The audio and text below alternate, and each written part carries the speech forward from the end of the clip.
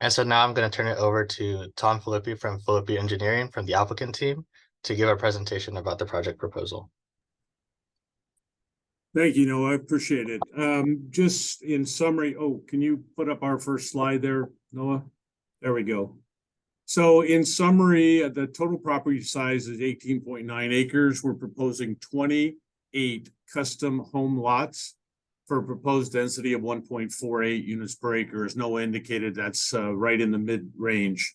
We are requesting a minimum lot size of 12,000 square feet, but the maximum lot size is 3.07 acres. This is the average lot size is 23,000 square feet, which is generally considered a half an acre, and generally in consideration for the overlay district. The reason for the little bit of a change in the sizes is to reflect the character and the topography that exists out there. And so that's the reason for the request. We have some key provisions. This project addresses an unmet need for executive housing in Vacaville. That is a severe shortage of those kinds of homes in our community. We are proposing a traffic circle to slow the speeds down on Vine Street. We think that's an important part of keeping the character of the rural area of Vine Street. We are proposing development of what we consider to be an eyesore hillside and a hillside that is often taken over by dune buggies and motorcycles running up and down that, even though the property has been fenced. We will be preserving a wetlands feature in the northeast corner of the property, and we would propose a secondary emergency access via Gable Avenue. Next slide, Noah, please. This is just a topographic survey map of the property. At the southern end of the property, you can see that there's a large hillside there. That hillside is shared with the church that's directly to the south, both on that church is on that same ridge line. There is a small wetlands swale that goes through the property, and to that northeastern area, that's where we are actually going to propose enhancing the existing wetland feature that now exists. Next slide, please. So this is the cover sheet of the tentative map for the project. This project had been approved once before for lots in a slightly different configuration. We think this configuration matches well with the property and makes good use of the property. And as I said, addresses the need for executive housing. At the intersection of Vine Tree Lane and Vine Street, you can see the roundabout that we're proposing. And you can see the various lot configurations that exist. We are proposing to develop lot 1 as a lot on the hill, and we'll talk about that a little bit more as we go through this process. Next slide, please. This drawing depicts the lot sizes. And as you can see that lot 15 is actually the minimum lot size of 12,000 square feet. Many of the others go up in size, and we have lots 1, 12, and 13 that are each over an acre in size. So this is a general map to depict those lot sizes, and then you can see a little bit better depiction of the enhancement of that open space wetland feature in the very northeastern corner of the property. And we'll be working with Fish and Game, Fish and Wildlife on the details of that development. Next slide, please. One of the issues that has been brought up is the preservation of ridge lines. This is a photograph taken from the top of the hill for lot 1 of the Vine Street area looking north. And there are a number of homes already on ridge lines, and we're proposing to have something that is in keeping with what's out in the Vine Street area. We're very, very sensitive to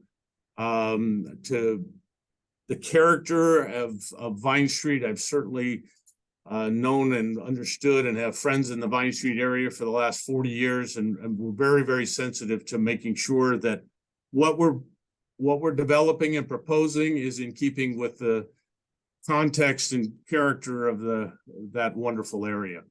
Next slide.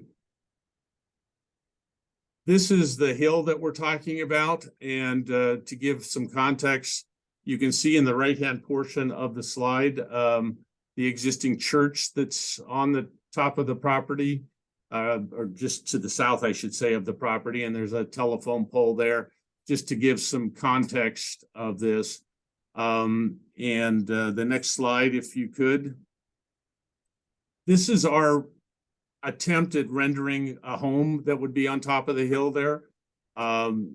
Please understand, we're not proposing what the home would actually look like. This is an artist's conception of what could be on the hill up there. This is representing a 1-story home. And you can see to the right, the church property. And so there would be nothing unusual or unique about this hillside with that church there.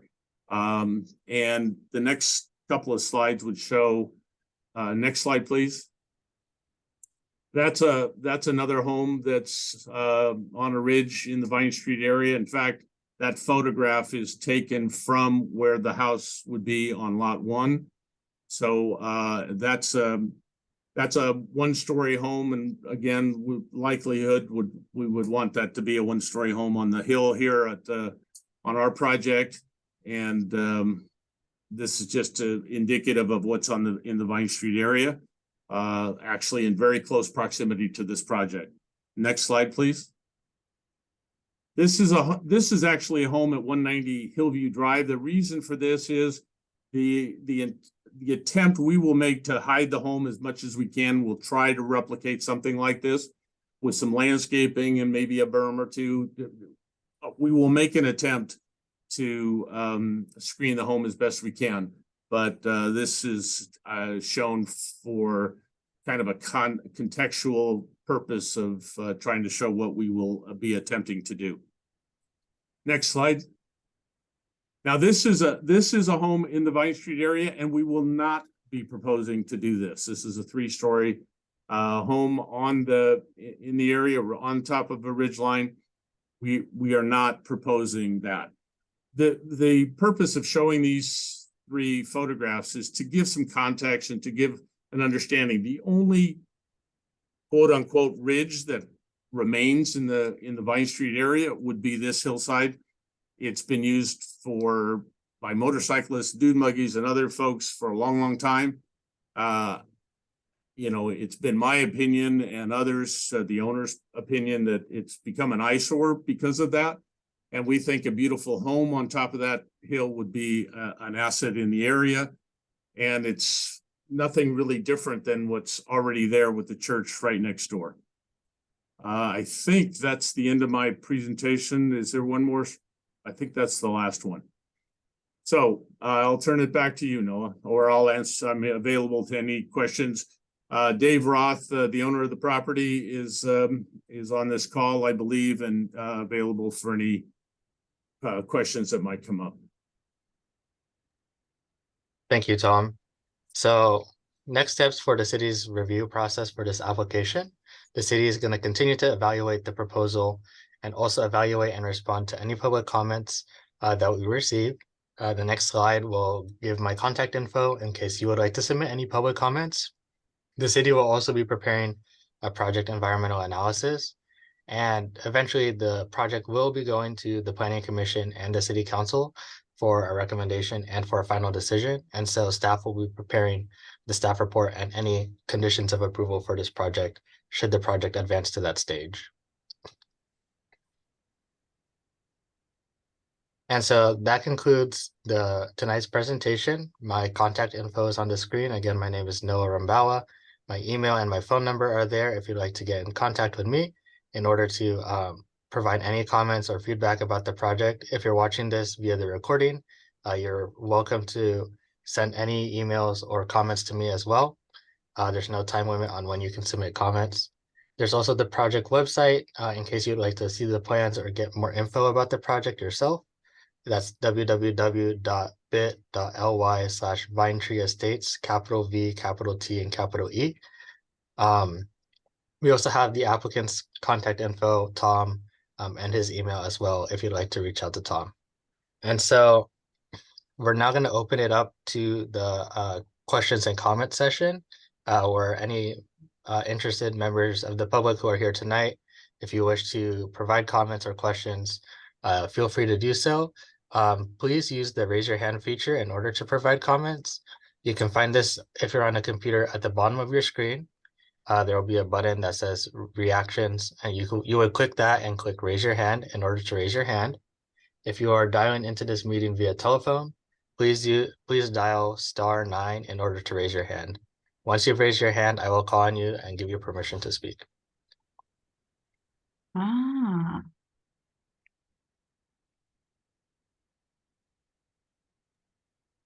And so I see Linda, you have your hand up, so go ahead.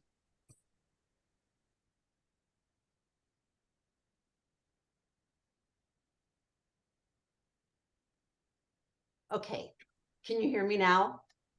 Yes. Okay, well, I have a question. With the custom home overlay and the 20,000 and the home standards, when Tom was talking about that hill, the house on the hill by the church, won't everybody be choosing and building their own home as stated in the overlay? Won't they be building their own home? Yeah, yes. This is Tom. Yes, that they will be custom homes. That's why I've been reluctant to show any home design on top of that hill, because it is going to be custom. Whoever buys that lot will build their own custom home. Okay, so everyone is just going to buy their lot, build their custom home like they did across the street from us. And will the overlay standards be the same as they were, as they are now? We haven't I'm received not aware of any. anything different. That I was obviously involved in Vine Street Unit 2. Good to hear from you again, Linda. But yes, as far as we're concerned, we would want the same type of standards. Yes.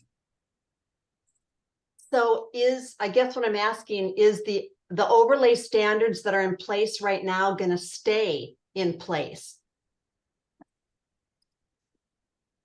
Yes, we haven't received any application to remove or amend the overlay standards. And so the property is subject to those overlay standards. Okay, and then I have another question. Lots number 1 through, oh gosh, I need my magnifying glass. 1 through 11. What's the buildable area on there? Because I know that they're butted up to the hill. For instance, lot number 5. How much of that lot that we're seeing is backed up to the hill? It is part of the hill. So Linda, that's a great question. That these lots are about 15,000 square feet, and a good 2/3 of the lot will be buildable. There will be a slope in the rear of those properties, but they will be a good size lot. And I apologize, I don't remember exactly. I'm trying to scoot in here. Some of the widths are minimum, I believe, in 90 feet, which is in keeping with what's across the street. So anyway, I think you'd be very happy with the development, to be honest with you. I guess I'm looking at my small lot. I've got one of the smallest houses on Vine Street. So I'm concerned about everyone's house who is of much greater value than ours, which is most of Vine Street, and their lot size. And I feel like this is too many houses. And so when I think of it backing up a hill, and then I'm looking at and if it's 12, 15 square feet or 1,000 square feet, that's going to be a small area to build the big houses that people like building when they're building a custom home. And I know that across the street from us, they thought they were getting half acres. And then when they started building, they go, oh my gosh, our house is getting squished here on the land. And they found out that their half an acre went to the middle of the street. I want to make sure that that's not happening here. And when I think about the fact that they had a whole half an acre to build on and were feeling squished, how is that going to feel with, you know, these little lots all in that one area? And my other concern is that if we change the standard, it means that the property on the other side of the church will then feel free to have their standard, the standards changed for everything that we fought for 5 entire years of our lives, to have that standard finally established, so we wouldn't have to think about this again. And so when he starts building, we're talking about another what, 28 homes times what, 4 cars, 2 cars a piece. That's 112 cars coming out of just those 2 lots on each side of the church. To me, that's not fitting with Vine Street.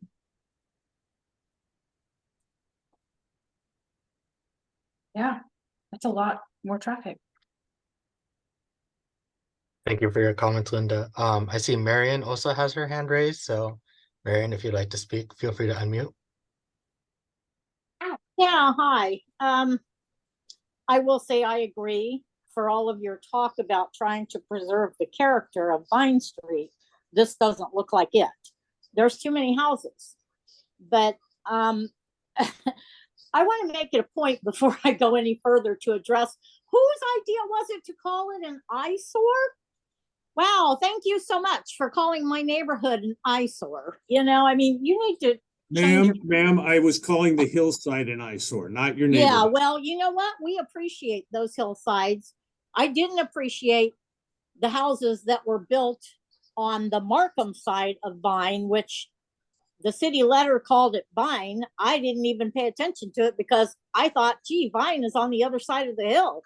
Well, you know, I'm not worried about that. And then lo and behold, there's houses on the hill that I enjoy as open space and watch deer on every morning.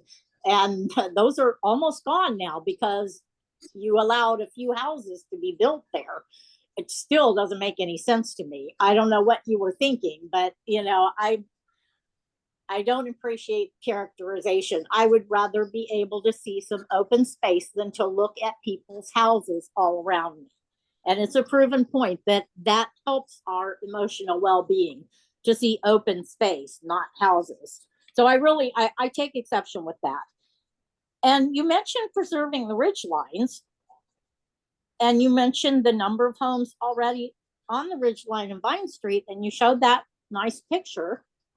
Well, if you look at the flip side, if you look at it from Markham Street, we have open field, which is apparently characterized as an eyesore, and we can see the church. So if you put one building on there, you're really affecting our view of the ridge line. And I want to know if there is a height regulation on how tall those houses can be. I think Linda was just asking about that one, looks to be 3 stories. I want to know if you're going to make any provision to try and help keep the wildlife that have persevered even with the development. I want to know, you know, if you can put like a wildlife corridor. I'm very concerned about the traffic. We can't support the traffic we've got now. And you want to add another 20 something homes, which double that number for the number of cars. I'm concerned about the emergency access on Gable and what that looks like and how that is able to prevent anybody else from using it other than emergency vehicles.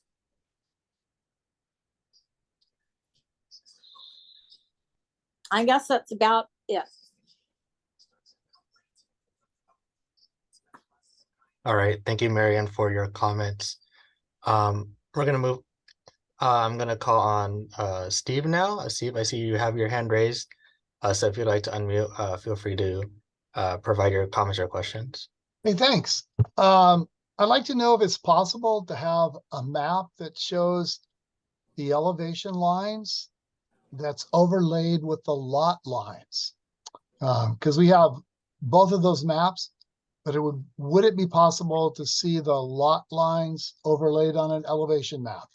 And I know you probably don't have that right now, but I'd like to see that in the future. Thanks.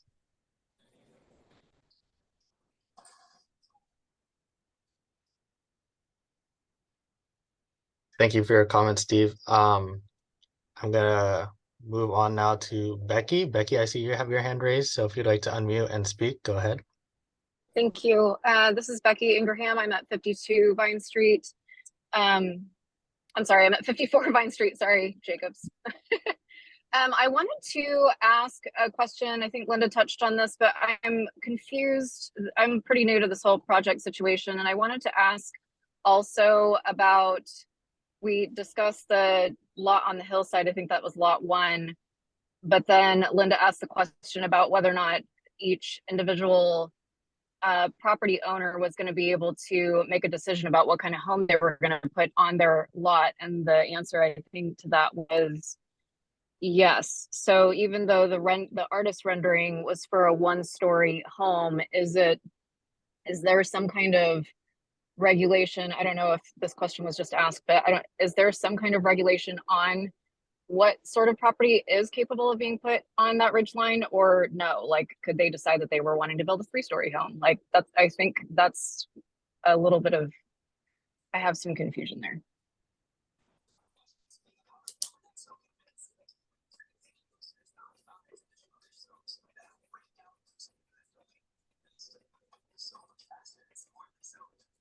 Thank you, Becky, for your question. That is something that I think we as staff would have to look into a little bit more. I'm going to turn over to our planning manager, Paymon, to see if he has anything to add. Hi, good evening, everyone. Becky, that's a good question. So right now we're in the very early stages of the project where we're sharing the plans with the public and taking in all the public comments. We haven't really gone that far into this evaluation. I'll say, hypothetically speaking, if there was a scenario in which staff was supportive of a house on that hill, then there certainly would be conditions of approval limited to that particular lot and what they could or couldn't do with respect to the number of stories. But again, that's simply a hypothetical situation. If we were to go that far, there would be a way to limit the building height and the height of the house and any sort of surrounding landscaping or other screening methods. So there would be a way to condition that and require certain improvements. Does it answer your question? I mean, I guess it sort of answers my question, but I mean, I guess that's confusing to me because there was a commentary about the ridgeline, you know, being very minimally affected, but it doesn't sound like it. I mean, it sounds like there's a strong possibility that it could be very much affected if there's a monstrous house that's put on the top of the hill, which, you know, obviously for those of us that live in that area, that would be sad. So that's number one. Number two, I did have just a agreeable comment as well. I mean, I think that there was a couple people that mentioned stuff about the wildlife and the traffic. That's just the wildlife using your phone.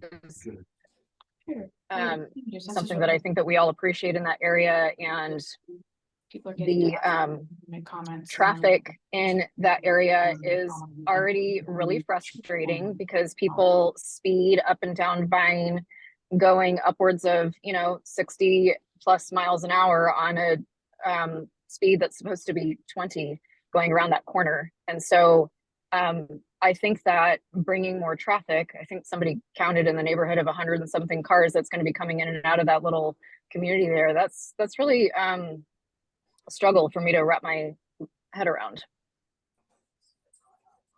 Called that hill an eyesore, and someone did not appreciate that.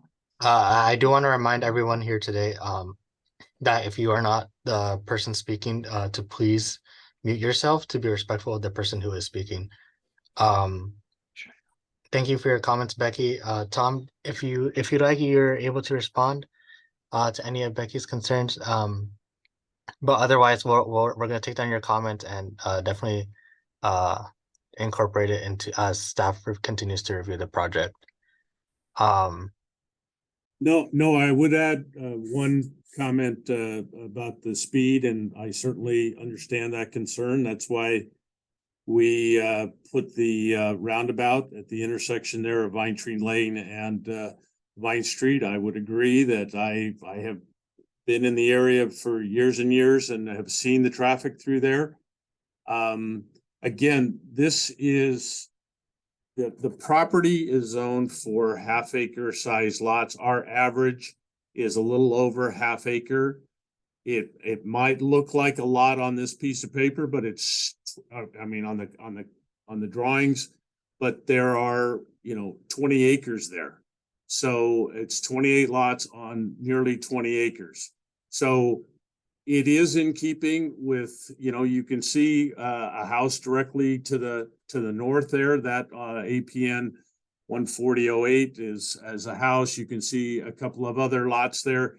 This project is absolutely in keeping with the Vine Street area. I've been involved in the Vine Street, the Villages on Vine Unit 2 subdivision, which is right across the street. And I heard Linda's comment about squishing on the lots. I was involved in the development of a number of those homes, and I never heard that comment once. I'm not discounting what Linda may have heard from some of the folks up there, but when you buy a home in the Vine Street area, there's some terrain, there's some hillside, and what we're proposing are some beautiful, nice custom homes.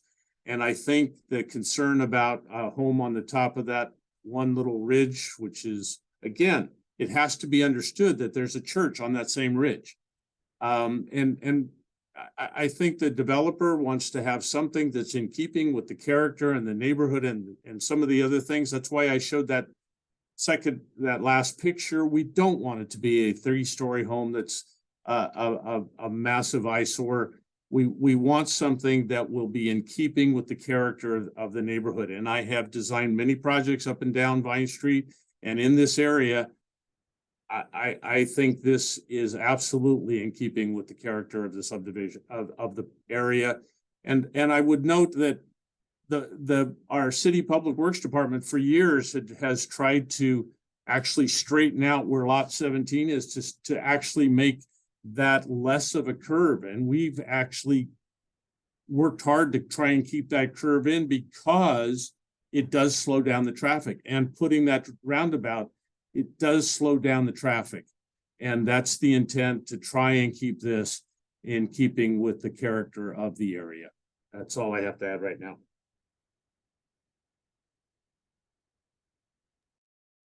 all right, J and A Reed, I see that your hand is raised, so if you'd like to speak, feel free to unmute. Hi, my name is Joni Reed. My husband Andrew is here with me. We own the property that is, it falls along the line of the open space preserve, number 24, 25, 26, 27, 28. We have a 10 and a half acre parcel with a custom home behind it. And we're concerned about, access to our property. We bought the property because of the privacy. We already deal with the other side of our property. It runs along Markham. And we've had to put in a dual fence system so that we can attempt to keep some of that at wraps. We do have, even right now, we've got 4 deer in our backyard. So we are concerned about the wildlife. There's coyotes and some foxes and a whole lot of other things, but quite a few deer, that a lot of babies in the springtime. It shows that looks like 40-foot dedication to SID. We're concerned about what is going to go along our property, and is there going to be some like massive fencing that will keep this neighborhood out of our private property? We're very disappointed. We've been here about 14 years. And bought the home specifically because it was on Vine, and we were looking for retirement years, quiet, peaceful. And now we have to have concerns about people coming onto our property, which would be at the bottom of our hill. But we've found other people that tend to like to walk up there and see the view. So that we also were told that even our home, which is a custom home, that we are in the flight line. So concerns about any houses being in, whether it's the number 1 parcel or even 12, whether or not it would end up being higher than what was allowable.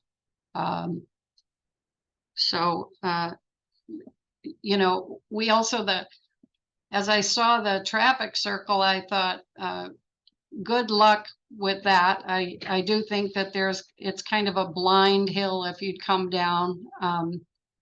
And then even down at where you've got the next opening near the 140/80 parcel, that gentleman just moved in about a year ago. I have a lot of compassion for him that here he had all this open space, and now he's going to have a whole subdivision surrounding him. And there's also, and the property that runs along we do have a horse fence that we share with another neighbor, and he has horses on the backside of there adjacent to lot number 24 you're proposing. So, it's very concerning. There's a lot of wildlife. I don't know how you're going to slow down the traffic. That is a whole lot of cars and a whole lot of traffic you're bringing in. And it's an 18 acre lot. Ours is 10.5. So I couldn't imagine, even though ours is a hill, we were told that we weren't supposed to build any other building on our 10.5 acres, but yet the 18 acres behind us gets to have 28. I don't understand it. Seems like a lot of homes, but we want to protect our property and not looking to allow for easement onto the property either. I would like to know, what about that open space back that's in the south corner of our lot?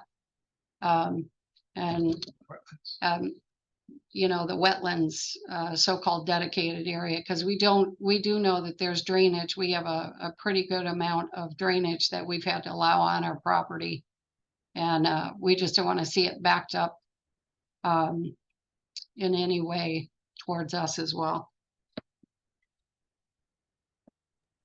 Sorry for talking out of turn. I just want to hop on here, and it's Becky again, and just say thank you for that question, because I forgot to ask the same question about the fencing, which I have a big concern about. Obviously, my property is going to be completely surrounded on the northwest corner by this lot. Yeah, thank you all for sharing your thoughts. Tom, do you want to say something about the fencing and the SID fee dedication? Yes, there is an SID irrigation pipe in that area. And as we've gone through this process, the Solano Irrigation District has indicated that they want 40 feet. There's an easement now and for SID, and they have asked that we actually dedicate 40 feet in fee to SID. So either side of that SID facility will be fenced off. They will own and maintain that area. So there will be actually 2 sets of fences between the development and the property to the north. The wetland area is just going to be regraded and reconfigured to allow for wildlife and other, wetland grasses and those kinds of things to remain as kind of an open space, but there will be fences around that. There will be fences all around the property. And so I don't see any potential for, I guess, if somebody wants to hop 2 fences, they could go to the north, but that there will be fences and there will be protection provided. I don't see that issue.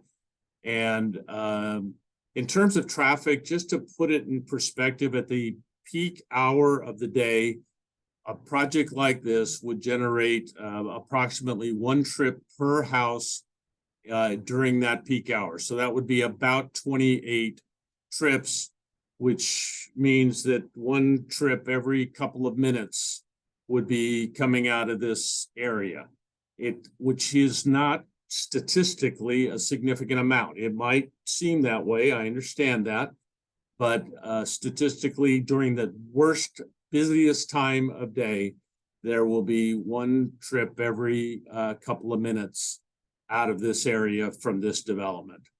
And then again, the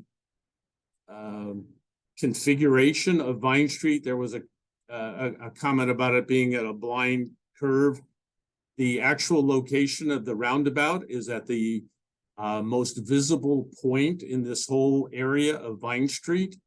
You actually coming down the hill from where the church is, and you will see this roundabout all the way down that hill. And after you from the north, you would come and make the turn and then see this roundabout. So it's, we think, in the best location. It's at where the emergency exit is from Vine Villages on Vine Unit 2.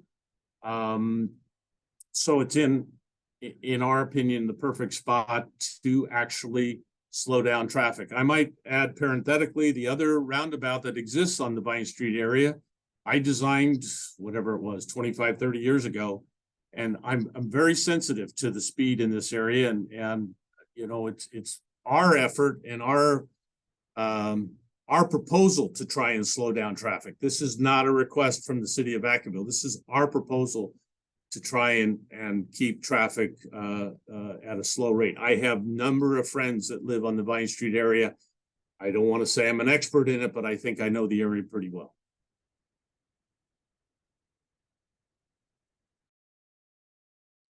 Okay, I'm gonna turn now to Peter. I see your hand is raised, so if you'd like to unmute yourself and ask any questions or provide any comments, feel free to do so. Thank you. It was communicated in the beginning from the person requesting this or that spoke, the desperate need for executive homes. And I guess I was confused here.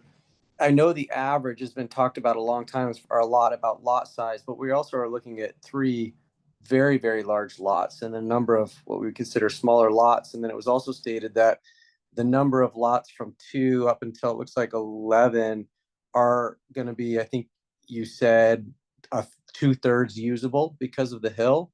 So if we're looking at like a 15,000 square foot lot that's 2/3 available, you're at 10 or less than 10,000 square foot lots. A lot of these lots don't feel like executive home lots. And so I also have the concern, Becky and I are married, we live at 54 Vine Street. We also have the concern of the fact that this doesn't seem to meet the need that you're saying is a desperate need as far as executive homes. We're talking about putting custom built homes on 9,900 square foot lots, 9,800 square foot lots, 10,000 square foot lots, etc. I also had a side question about the water. It does cut across our property on 54 Vine Street. And I was, there's like a weird old ditch there. And I was wondering if in part of this development, it was going to, that whole thing was going to be fixed all the way to where it crosses underneath Vine Street, or if it was only going to be worked on from this property out to the quote unquote wetland area. I think that's all my comments. If Noah, if I could respond, I'm really perplexed by the custom lot issue. I own a custom lot here in Vacaville. I've lived here for 43 years. I have a 10,000 square foot lot, and it's a big lot as far as I'm concerned. I have a 3,100 square foot home on that lot. And so to say that somehow 10,000 square feet is not in keeping with a custom lot, I'm going to respectfully disagree. I think it's a 10,000 square feet, just so we're clear, is a quarter of an acre. And that's much, much bigger than most of the standard subdivision lots that occur in the majority of the community. We as a community are trying to encourage biotech and other companies to come to Vacaville. Part of what would be attractive to those companies locating in Vacaville is the opportunity for the upper management, the owners, to have a custom home. This achieves that. And throughout most of our community, we do not have these types of lots. And I, again, think that these are the lots 2 through 11 are 15,000 square feet in total acreage, which is a little over a third of an acre. And I'm saying that a quarter acre could be developed as flat land, custom lot property. And I have actually, I said 10,000, it's actually closer to 9,200 square feet. I think it's plenty of room. It's a lot of landscaping I still have to maintain. I have a 3,100 square foot home, which is a beautiful custom home that I actually designed myself. And it's unique, it's different. And I think this is exactly in keeping with the Vine Street area and will be a beautiful amenity to the area. The same kinds of comments were being raised on Villages on Vine Unit 2. And I think that's a beautiful subdivision. And we're talking about having something in the same kind of context as Villages on Vine Unit 2 that I helped develop. I don't know, Linda would know better, maybe 20 years ago, maybe 15, I don't remember exactly. But I think this is in keeping with the area. We're trying to be sensitive to the area, to the character of the area. And I struggle a little bit with the idea of, well, we always thought it was open space. If everyone wanted to keep this as open space, maybe the Vine Street folks could go together and buy the land. I don't understand. I truly don't understand why we want to keep things from being developed because you're looking on somebody else's property. That's my feeling. I'm sure I've offended somebody in that comment. And what was the agreed upon lot size when this was all done, as you said, about 15 years ago? Like, what was the standard? Linda, you mentioned it earlier, that was established then as this should be the minimum lot size standard for Vine Street. The lots and Villages on Vine Unit 2 were a half acre. The average in this project is half an acre. There are some smaller because we have some really flat area in this.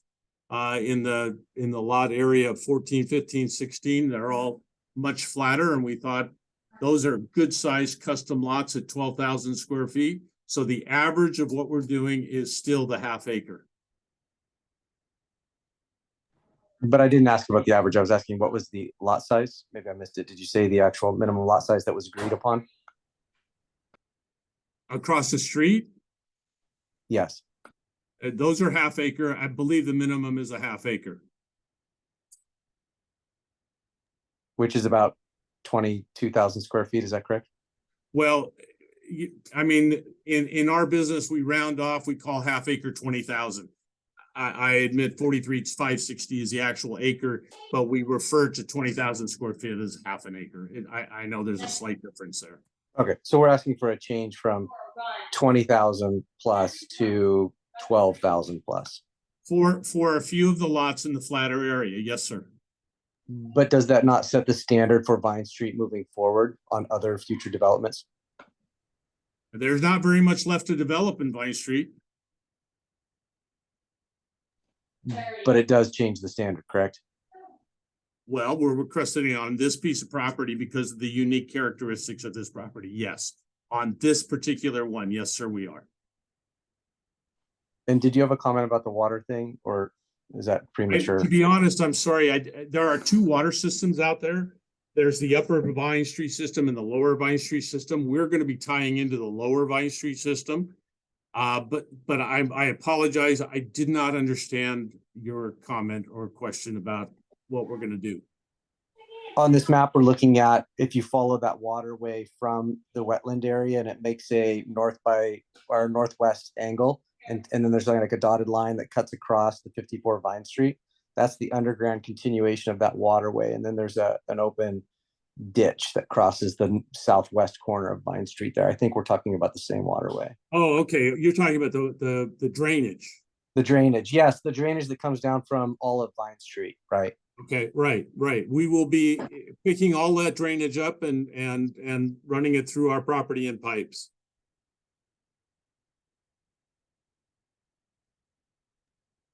All right, so I see, Linda, you raised your hand again, so feel free to speak. But before you do, I just want to remind everybody here today that has not spoken yet, if you would like to speak, please use the raise your hand feature. If you're on a desktop or computer, it's located at the bottom of your screen under reactions. If you're on a phone, you're going to need to dial *9. And again, if you would like to speak, please raise your hand. But Linda, you have the floor. Okay, I just wanted to give everybody just a little bit of history, what we fought for 5 years, because throughout time, Vine Street has been considered a jewel, and we fought to keep it that way because they were going to actually fill up the valley with dirt, put up a big cement wall, and put regular houses behind it. We fought to keep that valley open, and we fought for custom homes.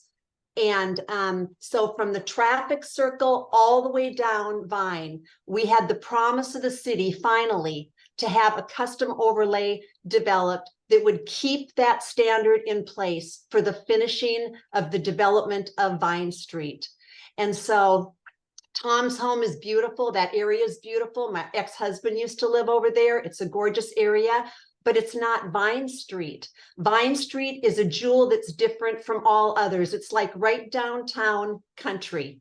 And I would love to have any of the city council members or the planning commission come to my house. I'll give you a tour of Vine Street, and you'll see what I'm talking about when you look down the street. All the houses are spread out. It's a different feel. And so in order to get that overlay, in order to keep the 20,000 square foot minimum standard, so we don't want to talk averages. Averages isn't right when you have 3 huge lots and then a bunch of little lots. It was a minimum of 20,000 square foot per lot to finish off Vine. Linda, how big is your house, your lot?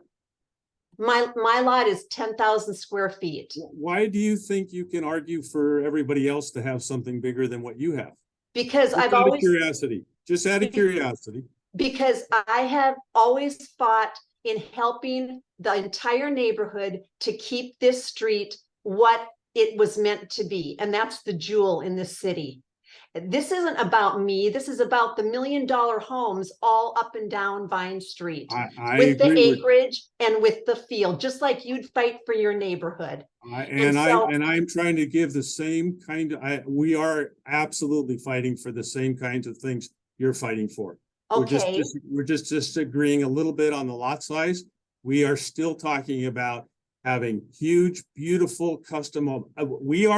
This is not Richmond Homes across the street from you, Linda. This is custom home lots on various sizes to allow different people to have different opportunities to have custom homes. We're 100% in agreement on custom homes for this property. Okay, 100%.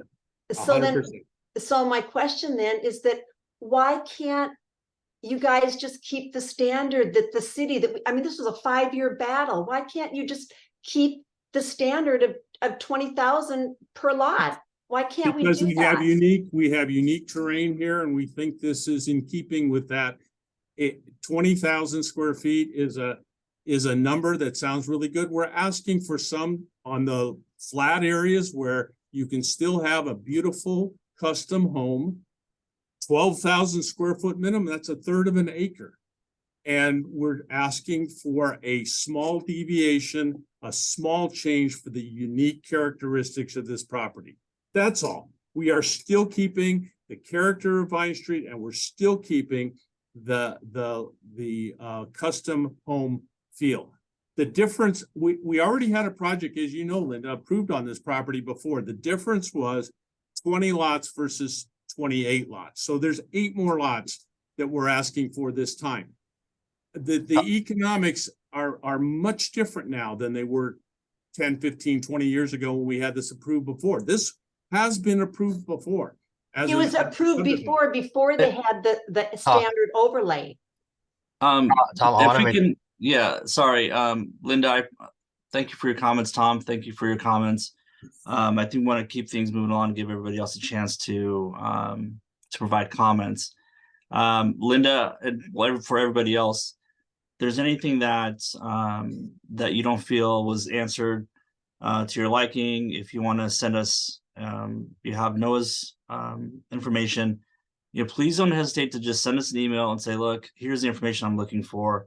We can either provide it or we can get that information from the applicant. So I don't want you to feel like tonight is your only chance to speak on the project, number one, or to request information. So just so that it's out there. Like I said, this is the beginning steps of the project. So anything that you feel wasn't answered tonight, please reach out to us and let us know what it is that you'd like to have more information on, and then we can get that out to you. But we do want to give everybody else who wants to say something a chance to speak, and to make sure that we sort of flow through this for everybody. Appreciate it. Thank you. Yeah, so if you haven't spoken yet, we do want to hear from you. Tonight, if you like to speak, so please use the raise your hand feature at the bottom of your screen, under the reactions button. You can also dial *9 if you're on the phone. If you're having trouble raising your hand, feel free to just unmute and provide your comments. Just please say hi first. And then J and A Reed, I do see that your hand is still up, so I just wanted to check in to see if you had anything additional that you wanted to say that wasn't said before. No, the only curiosity we had is Tom mentioned that there will be 2 fences. My husband was curious if there's any standard for what type of fencing that would be, because and even with the wetlands, I don't know with that 40-foot SID area whether or not the deer or the wildlife is even going to go down there just to get to that small open space. I think it's probably because it's just so wet down there, and maybe unusable. But and one last thing, we did hear about the prior proposal or such that was about 4 or 5 years ago, and we had heard there were going to be about 18 custom homes. So we're a bit surprised that now it's been expanded to 28. So we would like to know about fencing. We're very curious whether or not that wetland area is even going to be utilized, or if it's just going to be a piece of land stuck over in the corner to help the SID. So that was our question. I can address the fence issue. The standard fencing for SID is the chain link fence with the no climb.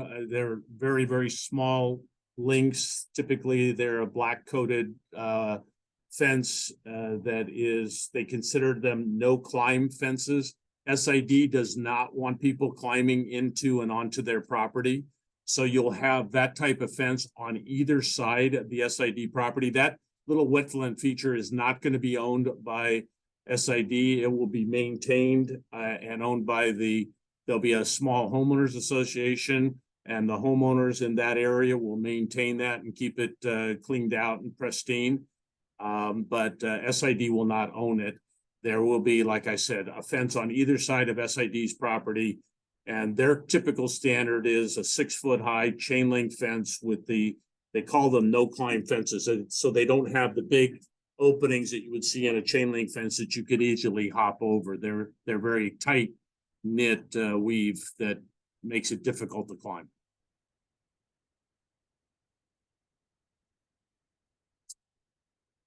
And lastly, the previously approved proposal was for 20. We've never had it for only 18. Just a point of clarification.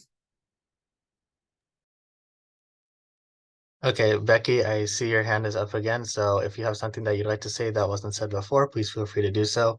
Again, I do want to remind everyone here today as we're closing out, if you haven't spoken yet and would like to speak, please feel free to unmute yourself.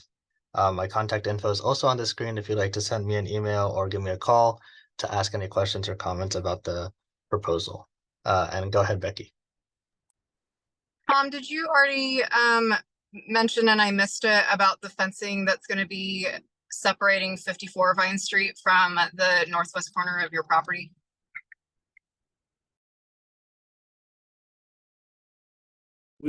I don't believe we mentioned the fencing for 54 Vine, but we're certainly willing to work with you and staff on some type of fencing. What I was mentioning about SID was the no climb black chain link fence. That's what they usually insist upon.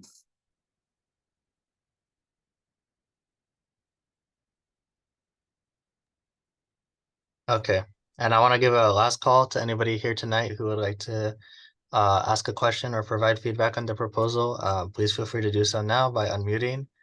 And again, if something comes to you later, or if you're watching this via the recording, please feel free to shoot me an email or give me a phone call if you have any questions or comments that you aren't able to voice tonight. My contact info again is on the screen. So yeah, I'm just gonna give another last call for anybody else who would like to speak today.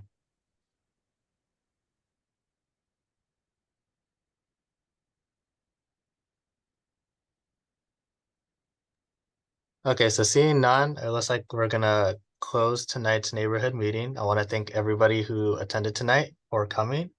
And again, I'm going to reiterate again, if you would like to provide a comment, you are always free to do so. My contact info is on the screen. Feel free to email me or give me a phone call. And if you're not on the mailing list already and would like to be added to the mailing list or would like to receive email notifications about the project, please shoot me an email and I would be happy to add you to that list. Thank you again all for coming to tonight's meeting. Hopefully you have a good night. Thank you.